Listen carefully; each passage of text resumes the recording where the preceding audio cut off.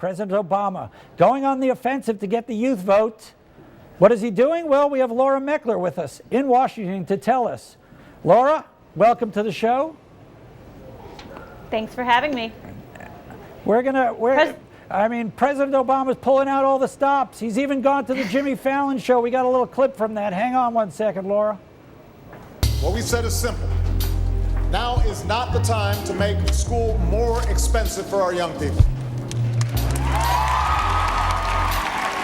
Oh, yeah. You should listen to the president. Or as I like to call him, the Preezy of the United Steezy. The Preezy of the United Steezy. Laura, I know you find that all quite amusing. What about the American people, Laura Meckler? I mean, does this stuff work when it comes to getting out the youth vote? Well, we'll have to see about whether it ultimately gets the vote out or not. But, if you watched the entire segment that he taped last night, and obviously this is a show that a lot of young people watch, in a humorous way, he was just getting out his message with a lot of substance. There's a lot of, if you listen to the entire, slow jam, he talks about the issue that he's been out there doing in more traditional ways at rallies as well, which is that the interest rate on student loans is set to go up this summer if Congress doesn't act. Right. So that's the ostensible purpose of his trip, is to campaign for that policy.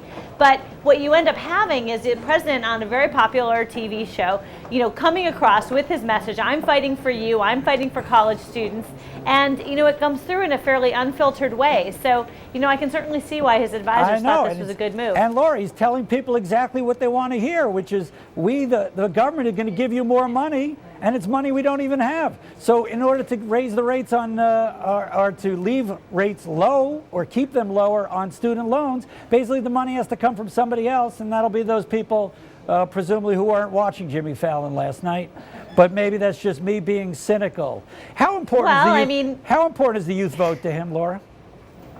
Well, it's very important. He won young people, which we think of as 18 to 29-year-olds, by an overwhelming margin. In certain states, the number of young people voting became a larger share of the electorate than it had been in past years. But the more important point was really that his margins in this group were just way, way high. So it was a big part of his coalition in 2008, and his advisors are, very, very focused on trying to make sure it's a big part of his coalition this year too. Is there any evidence whatsoever that young people understand what $15 or $16 trillion national debt means for them and their future? Is there any inclination that the youth of America understand what the baby boomers and the older Americans are doing to their future? I think there's probably some young people who are focused on the national debt, but I suspect there are more young people who are more worried about their own personal debt, which is why the president is out there talking about student loan rates. So, if you're talking about something very personal to you versus something that's a little more abstract like the national debt, I don't think there's much of a contest.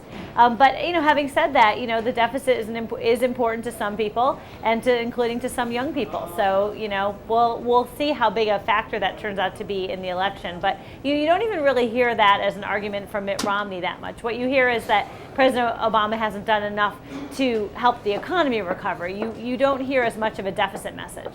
Right. Laura Meckler. And in fact, I should say that Mitt Romney is also in favor of keeping these loan rates at their existing levels. So there isn't really a huge big fight between the two of them on this issue. But having said that, the president certainly enjoys being out there in front on it.